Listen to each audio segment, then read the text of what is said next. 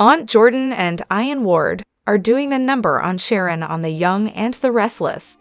They nearly framed her for murder, and now they've kidnapped her in plain sight. This can't be good. In fact, it's bad. Very bad.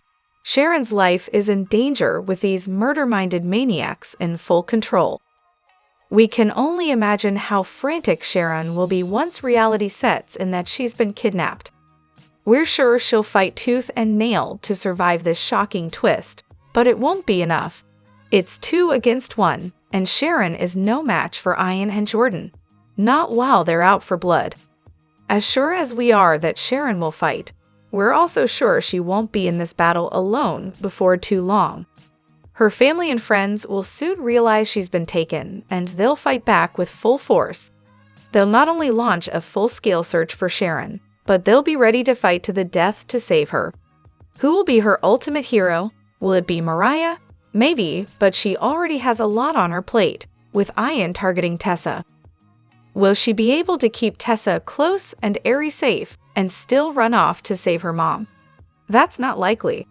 The obvious answer is Nick. He loves Sharon and will do whatever it takes to protect her. Between his determination and Victor's money and power, there isn't much Nick can't do. However, he's not exactly a dirty player who bends the rules or commits crimes. This rescue mission needs someone who can play the game.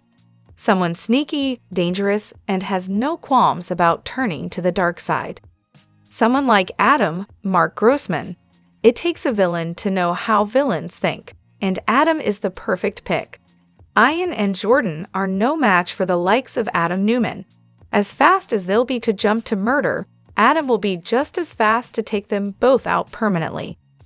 Hey everyone, welcome back to Radiant Serum. I'm Aubrey, and I hope your day is shining bright. Thank you for joining me. Let's jump right into today's video. The Young and the Restless spoilers for Friday, January 3, find Victor throwing his traditional round of threats at Ian. Could the great man have finally met his match? Victor is king of all he surveys. He knows all, he sees all, he controls all, even when all have no idea they are simply dancing to his prefabricated tune. That's why the idea that Ian, not to mention Jordan, may have been out in the world, doing things not merely unapproved but unknown by Victor deeply upsets the mustache and the rest of him. He expresses his distress via yelling. At Ian, this time. But anyone else wandering into his field of vision is fair game too. Ian didn't fool Victor. Ian will never fool Victor. Ian will do what Victor says from now on. You got that? Phyllis promised Daniel a much happier new year. She pointed out it couldn't possibly be worse, could it? But that's because Phyllis has a plan to make everything start coming up Phyllis, as it always should. And if Daniel is a good boy and doesn't ask questions Phyllis doesn't want to answer, she might just let him in on how she will do it. And who will be so very, very sorry they crossed her in 2024. Kyle and Claire are celebrating the new year while her Aunt Jordan is out there drugging Sharon. Claire only knows Sharon as Mariah's mom, and Kyle's closest relationship with Sharon was when she was with his dad. So basically, neither one should be too concerned when they find out. Party on, dudes. 2024 was a difficult year for Daniel on The Young and the Restless. He grieved the death of his partner Heather, who was murdered. Although it's been tough for the single dad, 2025 promises to be a better year. Daniel's world was shaken after Heather's death. As he and Lucy grieved their loss, he also faced suspicion of being a murderer. Daniel's name was cleared, but now he wants to find Heather's real killer. Although Sharon confessed to the crime, new evidence indicates she's innocent. With the walls closing in on Ian and Jordan, the storyline will likely wrap up soon. So, with Heather's murder solved, what's next for Daniel? I and our executive producer, Josh Griffith, revealed to TV Insider that 2025 will be a big year for Daniel.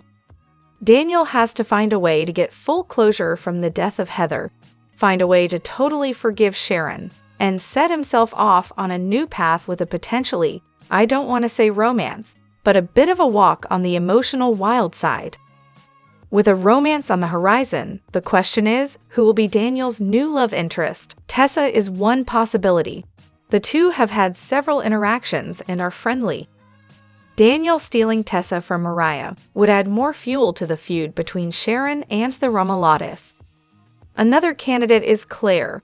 Since her aunt is responsible for Heather's death, Claire could reach out to Daniel. A friendship might form that teeters on the verge of romance. Daniel's sister Summer will use this as her chance to break up Claire and Kyle. Could one of these women or another Genoa City lady be Daniel's new love interest, or will a newcomer capture the eye of the artist? The young and the restless veteran will be celebrating her 42nd anniversary. Tracy finally has a hot new romance and fans are loving it. Beth Maitland admitted that it wasn't supposed to last longer than the summer. In an extensive interview with Woman's World, Maitland reflected on her character's trajectory. Tracy formed a connection with Dr. Alan Laurent. Then, it was revealed that he had an evil twin named Martin.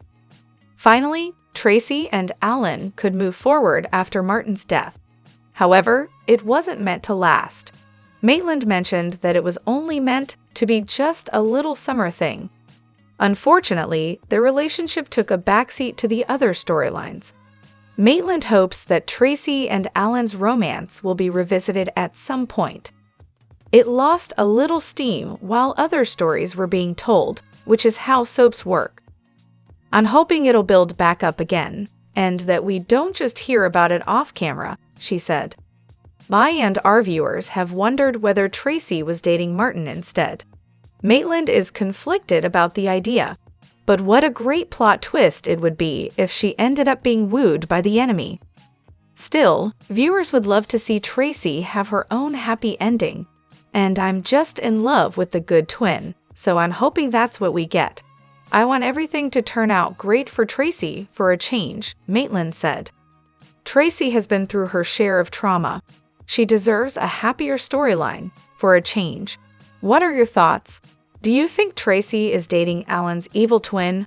Would you like to see more of their relationship play out on screen? We don't blame Daniel for feeling at loose ends on the young and the restless. He's been through a lot.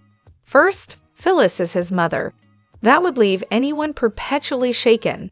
And yeah, his partner was murdered, and the crime he thought was open and shut now looks anything but. Plus, he's worried about his daughter. On the January 2 episode, Daniel lamented that Lucy still doesn't have any friends. That made us very worried too, especially with Ian in town. We'll explain. Genoa City has a long history of people joining cults. We don't mean just Mariah. We don't blame her. She was kidnapped at birth into one, so she didn't really have much choice in the matter. We mean Nikki. She joined a cult when she was only a few years older than Lucy. So did Paul. It's where they conceived their son, Dylan. And who is Paul's daughter? Heather. And who is Heather's daughter?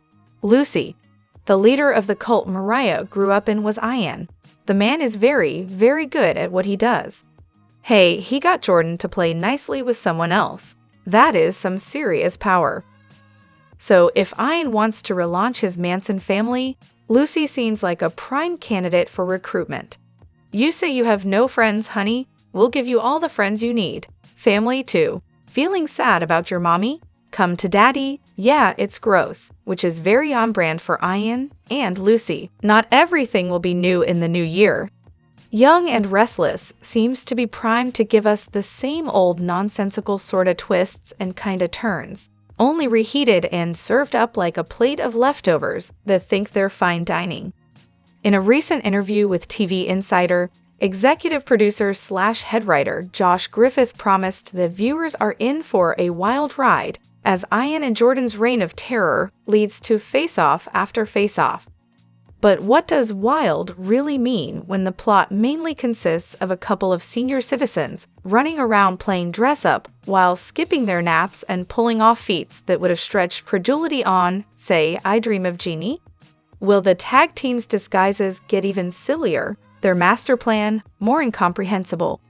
Apparently, on our way to finding out, the villains will corner Nemes's Phyllis and Sharon in what Griffith called a life-or-death situation. Except, is the situation still life or death when literally no one in the audience thinks for a minute that the show is going to kill off either character? We're supposed to be scared. OMG, is it curtains for so-and-so? But we know damn well that it isn't. So where's the suspense? Lather, rinse, repeat. According to the Q&A, the boss also intends to keep playing Victor and Jack's feud. Even though its restart was so dunderheaded, it made the Black Knight look like an ungrateful dumbass.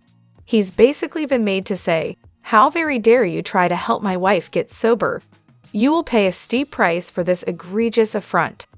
Come again. And yet, on and on that story goes, whether or not we care whether either Victor or Jack is rich, super rich, or impossibly mega rich.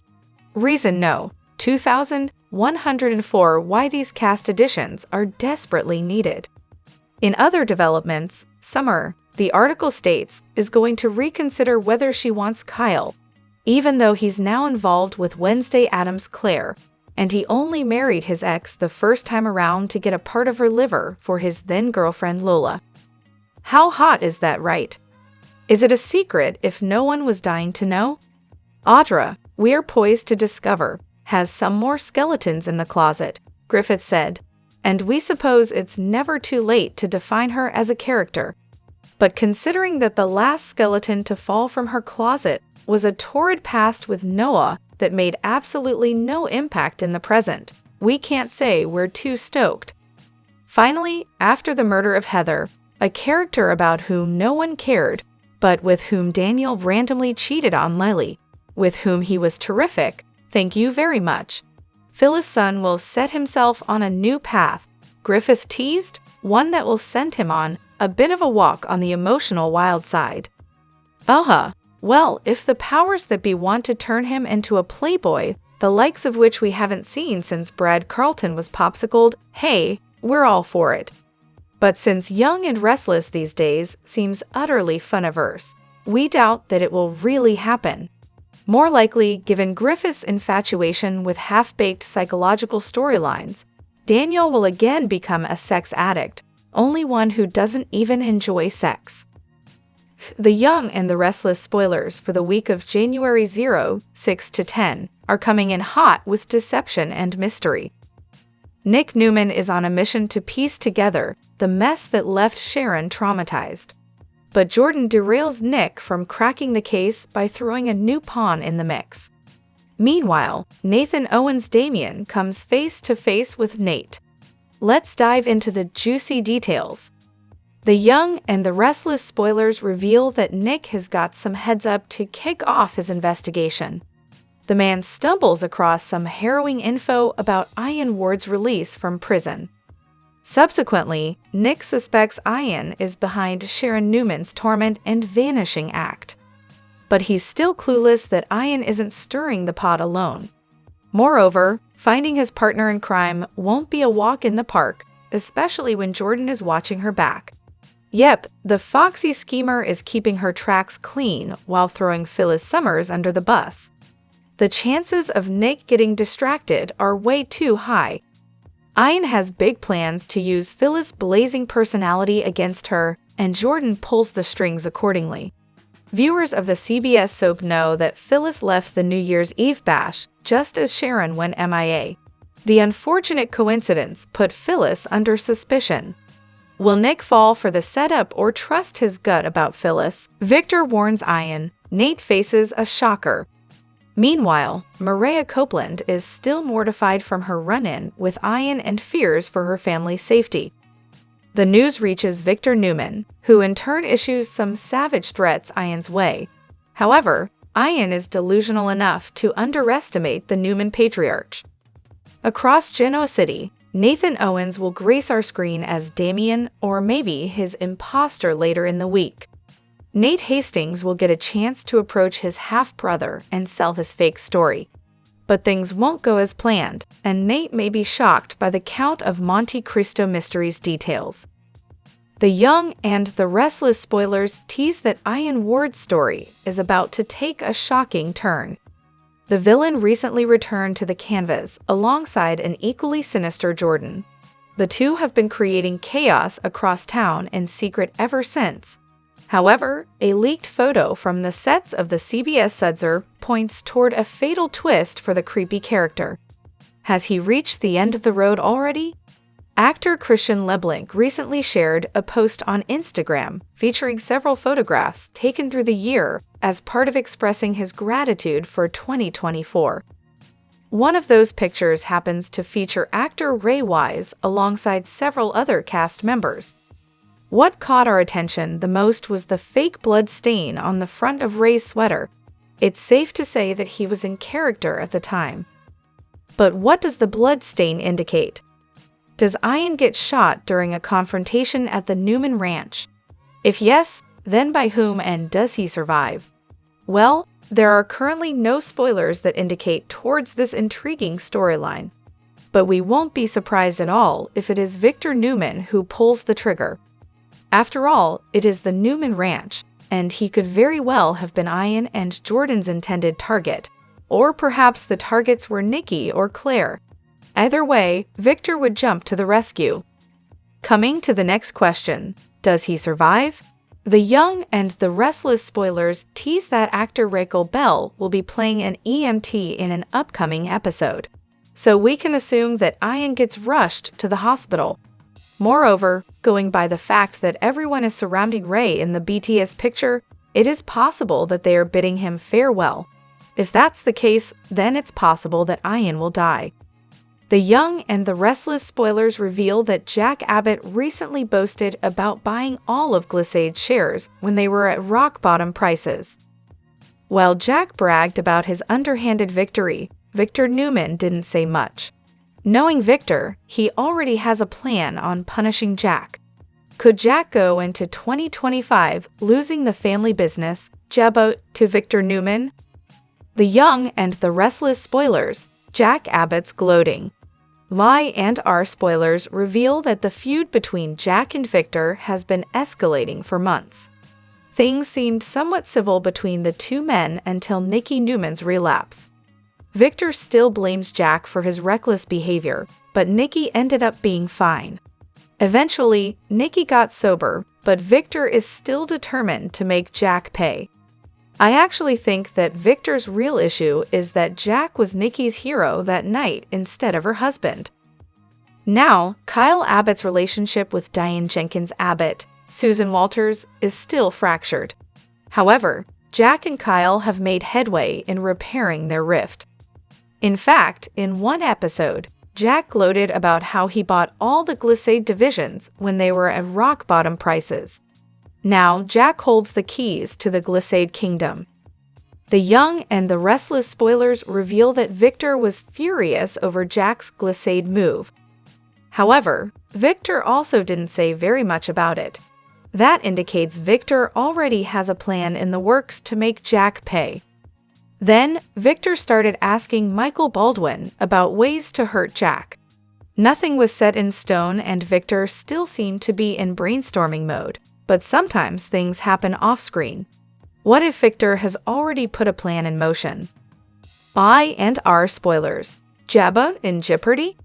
It would be just like Victor to get back at Jack by targeting Jabot.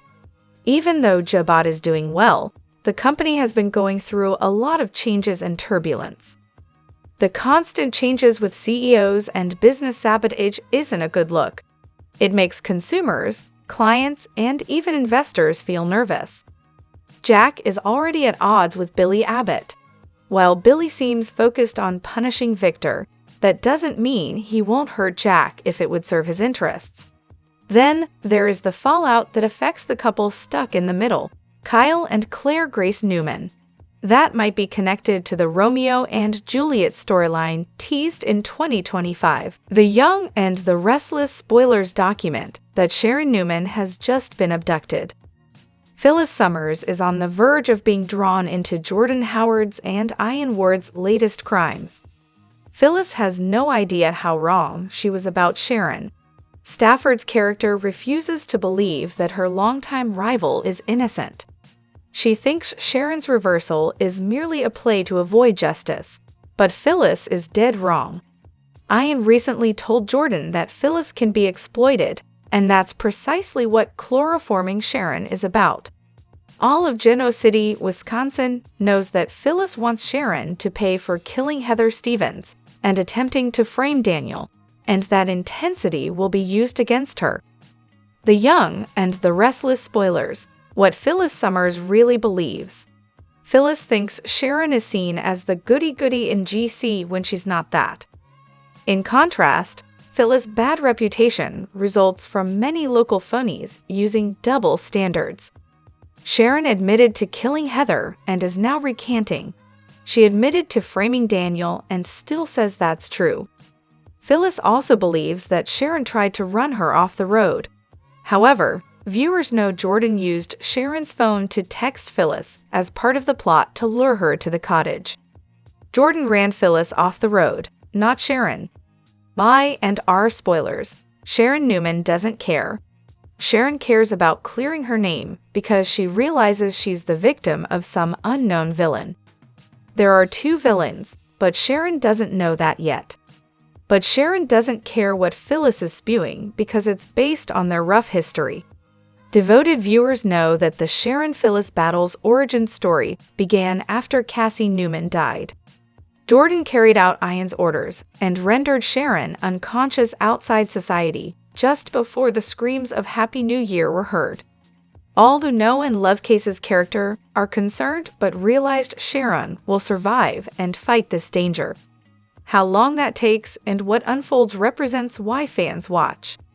The Young and the Restless spoilers. Who picks Nick Newman? Nick doesn't seem inclined to prefer a romantic reunion with Sharon or Phyllis. Stafford's character is single and appears potentially interested in Billy Abbott, though it's too soon to predict if that will happen in 2025. Sharon has come to appreciate all Nick represents through the harshness of the now-past calendar year. Her tone of voice, dilated pupils, and general demeanor signal Sharon is open to another chic reunion. The drama about to be unleashed will involve many characters. 3 will be Sharon, Phyllis, and Nick. Each is embodied by a regular contract that, thankfully, doesn't appear to be going anywhere anytime soon. Nick could quickly become Sharon's pick after the climax of this storyline. One resolution is Chic's revival, which has long been hoped for by fans of that couple and both iconic actors. Stafford surely deserves her due as an equal mention in this terrific trio. The Young and the Restless spoilers for Thursday, January 2 indicate the proverbial poop will hit the fan in Genoa City. A villainess pivots her plan, while a character steps into a living nightmare, and someone makes a shocking discovery. What kind of drama is set to unravel on Thursday? Time to dive right in. The Young and the Restless spoilers. Jordan Howard decides to pivot. E&R spoilers for Thursday, January 2 indicate that Jordan will target a new victim. Is this about her attacking Sharon Newman from behind during Monday's show, or something else? Could Jordan have locked Sharon away and ready to strike against a new unsuspecting victim? Fans will have to tune in to find out. Speaking of Y&R spoilers for Thursday, January 2 imply that Maria Copeland will be living a nightmare when she sees Ian Ward with her wife, Tessa Porter. Of course, fans got a glimpse of this during Monday's show. However, Maria's full feelings over what she sees will explode during Thursday's episode. Not only is Tessa clearly struggling with something, but the fact that Ian is holding her will trigger several emotions for Mariah. Y&R spoilers for Thursday, January 2 tease that Nick Newman will make a shocking discovery. It sounds like Nick will realize that Sharon Newman is not at society, but then again, there's always the possibility that he stumbles upon the Mariah Ian Tessa scene and is completely caught off guard. Then again, could he come upon a beat-up or passed-out Sharon? This would stun poor Nick to his core, as he's been doing everything he can to protect his ex-wife and baby mama. Either way, Nick will be surprised at what's before him, so it'll be interesting to see what he comes across. Are you excited about Thursday's show? The Young and the Restless spoilers and updates reveal Ian Ward might believe he's invincible, but he's about to face a harsh reality with the drama unfolding at the ranch. It seems that Ian is on the verge of a serious injury as his plans unravel, so let's dive into the turmoil that's on the horizon. The Young and the Restless spoilers. Christian Leblanc inadvertently leaked some clues. Christian Leblanc, known for his role as Michael Baldwin, recently took to Instagram to express his gratitude for the year 2024, sharing a collection of photos from the past year. He apparently inadvertently leaked some clues, since among these images is a particularly intriguing shot from the set that hints at some major plot developments ahead. The leaked photo features Ray Wise surrounded by several cast members in a show's set, but it's his outfit that truly stands out. Wise's sweater seems to sport a fake blood stain on the front, suggesting that Ian might be facing a dramatic shooting incident during an upcoming ranch confrontation. One can only imagine someone facing down Ian in a struggle, or perhaps in a rage, and shooting him in the stomach close range. Lie and R spoilers. No details on who shoots Ian or if he survives. At this point, we don't have any information on who might be the shooter, but we'll keep you posted as soon as we learn more. Regardless of who ends up behind Ian's shocking fate, it's sure to inject some thrilling excitement into the show. With everyone gathered around Wise, it seems they might be sharing their goodbyes or taking a final photo together. Is it possible that Ian will meet his end when someone pulls the trigger? Raquel Bell is set to appear as an EMT in upcoming scenes, so she could play a vital role in trying to rescue Ian from a dire situation. The Young and the Restless spoilers. There are no guarantees. While there are no certainties, particularly with a villain as deserving of a grand farewell as Ian, fans should brace themselves for the twists ahead. Ian is set to find himself in peril amidst the chaos unfolding at the ranch, making it essential for fans to keep watching. Our forecasts suggest that Ian is headed for significant trouble, leading to a considerable medical crisis that he won't see coming.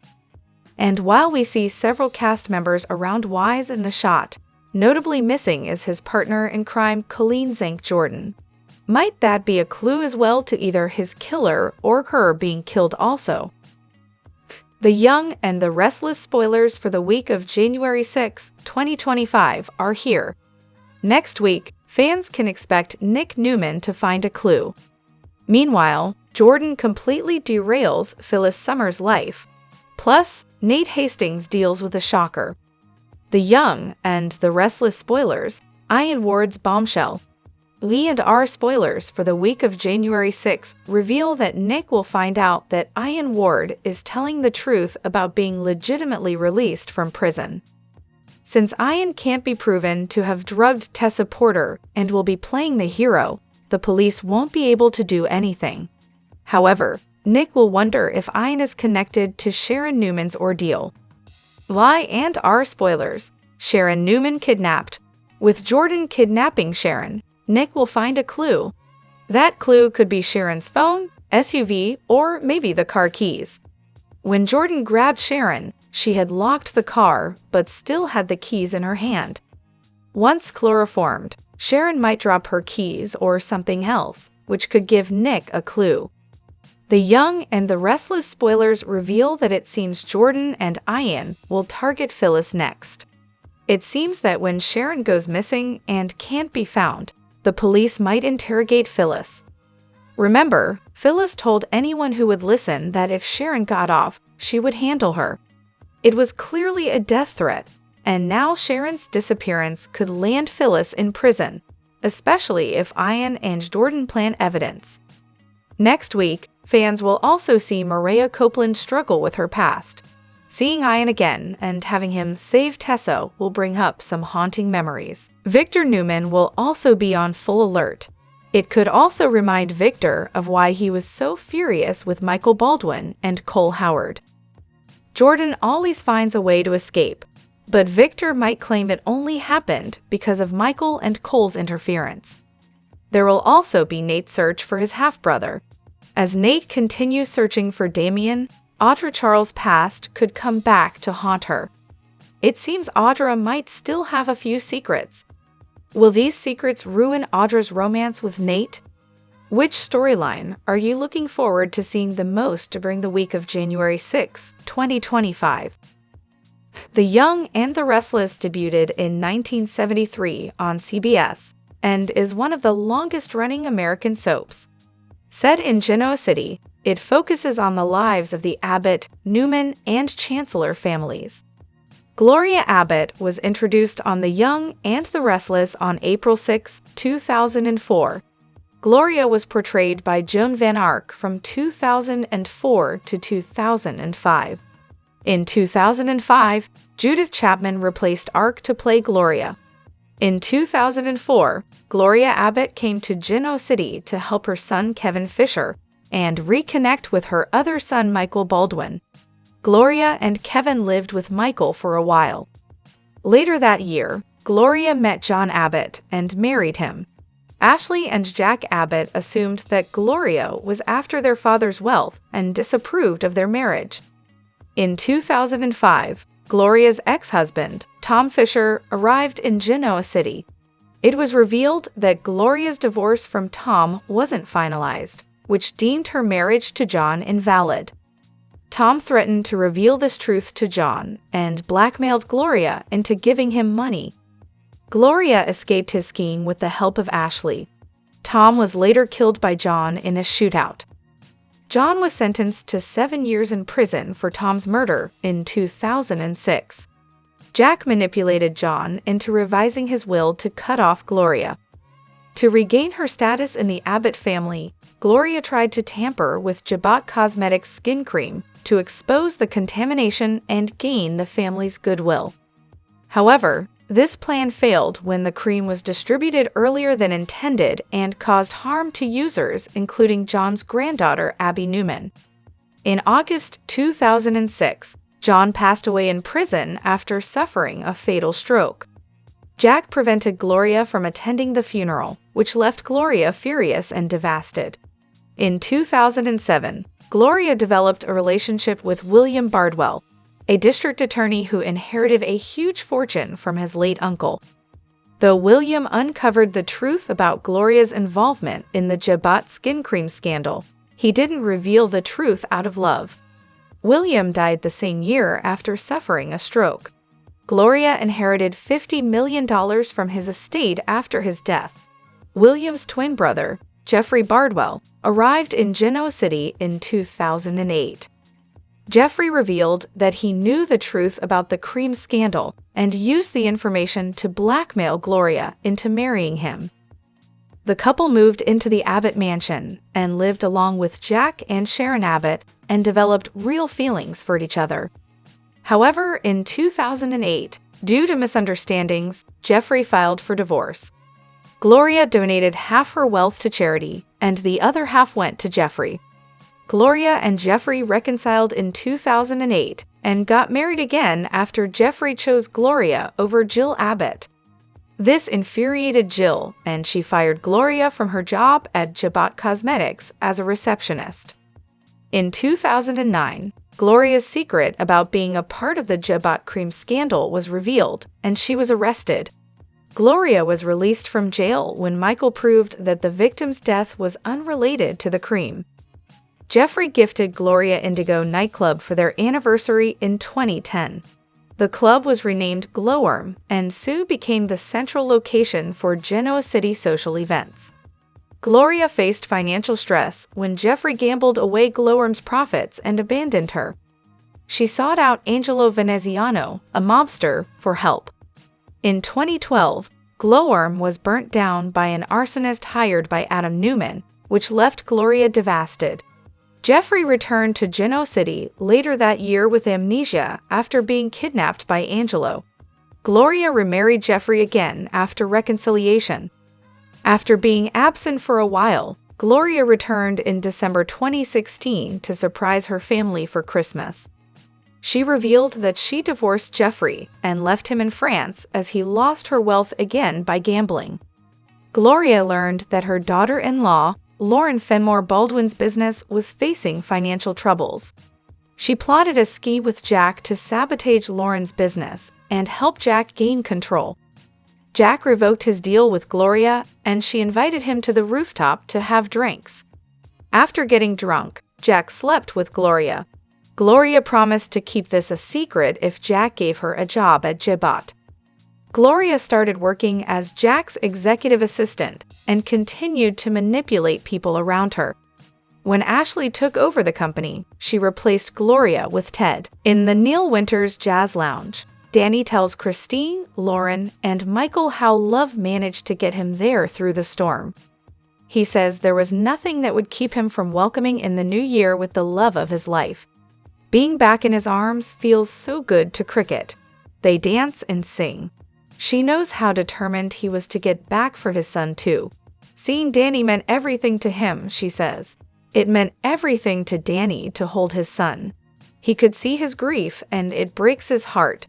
She's just grateful he's there since his wisdom and strength are exactly what his son needs right now.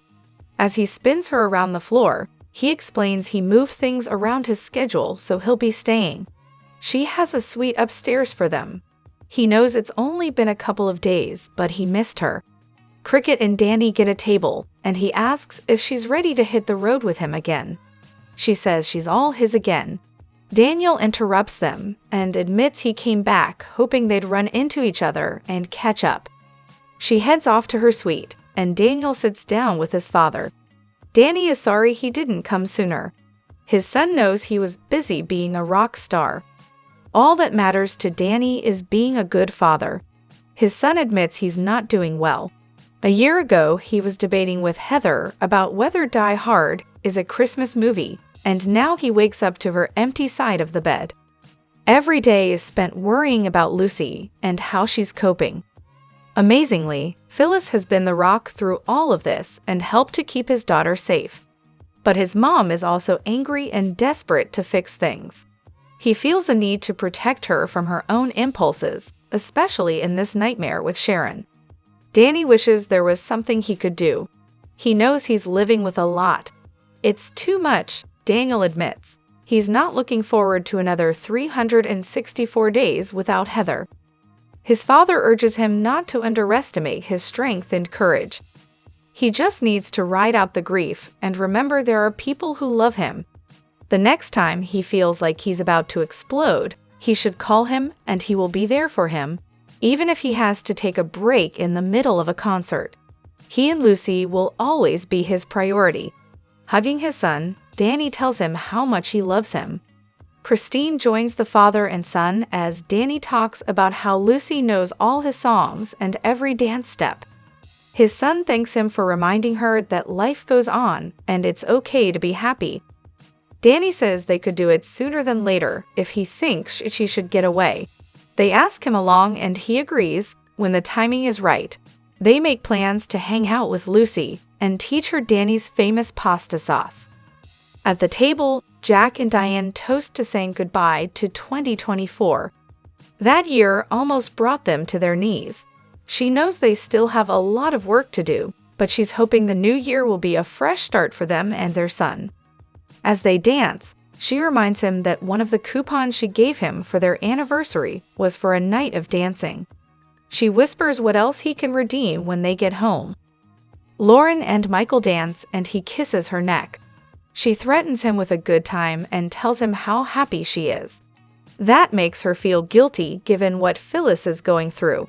He reminds her that she hates his guts right now. Lauren thinks she's also still hurt by seeing Danny with Christine.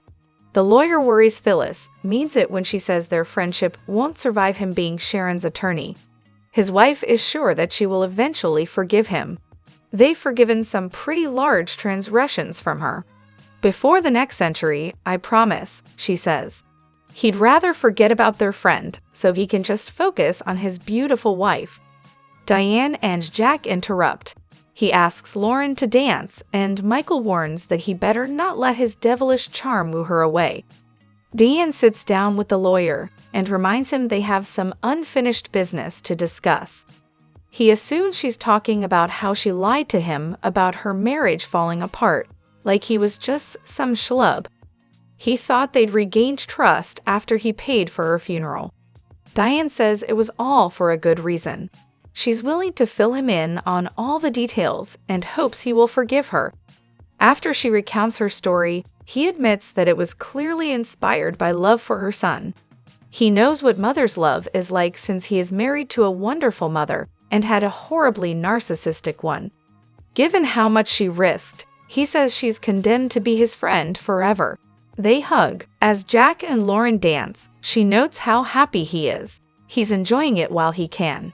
She admits she's still skeptical of Diane, especially after their public fights. It was so uncharacteristic of him to live out the lie and pull in his friends and family. It's cruel, he hears her. They talk about resolutions. She's fond of all her bad habits and doesn't want to let them go. Jack has a few and suggests she resolve to be a little more generous to Diane. She thinks she already deserves credit for being civil. Jack knows how generous she can be. Lauren isn't leaping to be friends with Diane. Phyllis is furious with her enough already. Jack says his wife is not a bad person. She deserves another chance, and maybe if she is kind to Diane, others will follow suit. Jack and Lauren return to their spouses. He gathers that Diane's meeting with Michael went well. Toasting, she says it was the perfect start to the new year. Laughing, Michael says that tonight has been fine. Lauren goes out of her way to compliment Diane on her necklace and its meaning. Jack suggests they all do this again sometime. Why not? Says Lauren, drinking. Michael is ready to head home for sleep. Diane thanks him for forgiving her. What are friends for? He says. Outside of society, Maria is shocked to see Ian holding Tessa. She yells at him to get away from her and demands to know what he did. Ian claims he was only trying to help as Maria gets her wife to breathe. Wheezing, Tessa says she felt like she was going to die. After she helps her up, Maria demands again to know what Ian did. Nick shows up before he can explain. He offers to get woozy Tessa to the hospital, but she says whatever it was has passed. Faith points out to her father that Ian is standing there. Nick fumes. Tessa explains that he didn't hurt her. Nick explains he's Ian Ward. The clergyman insists that he's been reformed and came to the city to work as a prison chaplain. He has come in peace. Nick asks why he needs an alias if that's the case. Ian says people can be judgmental and tries to leave them to their evening. Before he can, Nick corners him and tells him he better start praying for real. He orders Faith to call the police. She stomps inside, and Ian says that Faith comes from a tribe of strong women. He explains that he saw Tessa having an asthma attack and cleared her airwaves. Maria growls at him to stay away and walks her wife inside. Ian tells Nick his tale of how he wants to redeem himself. Nick thinks that's impossible because he's pure evil. When Ian reaches into his jacket, Nick grabs his arm and warns him not to try anything. When Nick relaxes his hand, Ian shows him his official ordination and urges him to call the prison to confirm that he's a chaplain. None of this means anything to Nick. Faith comes out to say the police are on the way. Nick orders her back inside. She is becoming quite the young woman, Ian says. That sets Nick off. He grabs him by the collar again and gets threatening. Ian continues to insist that he only came back to make amends. Nick reminds him that he terrorized his mother, shot his father, and set Newman Tower on fire with dozens of people inside. Ian doesn't expect to make up for all that but will make the effort anyway. Nothing he can do will make Nick forget these things. A cop arrives and Nick tells her to arrest this man. He says that Ian is claiming to be a chaplain, but it's a crock and he belongs behind bars. Ward urges the cop to check on his credentials. The Newman insists he's a threat to everyone in town and he wants him arrested. Ian claims he's not a threat to anyone and he may have actually saved a life. Inside society, Maria wishes that Tessa would go to a doctor. She's drinking water and feeling better. But how could she not have recognized Ian? Her wife assures her she has nothing to apologize for. Tessa points out she showed him a picture of their daughter. Maria is sure he will crawl back under whatever rock he came from. She admits that she has a hard time even looking at him. He's evil and destroyed her entire childhood. Faith comes over to check on them, and Maria worries that whatever her wife had won't just heal on its own. They need to figure out what it is. Tessa will see a doctor after this drama with the horrible man is over. Maria continues saying that he's like the devil himself. He sucks you in and corrupts you. She flashes back to waking up to him while in a wedding dress. She can't understand how he was let out of prison. What really terrifies her is why he came back to Genoa City. The girls notice that it is past midnight and Sharon never showed up. Drop your thoughts in the comment section below. Do you agree or disagree? Don't forget to like, subscribe, and hit the notification bell for more updates. Your opinions matter, and I will see you in the next video. Thank you.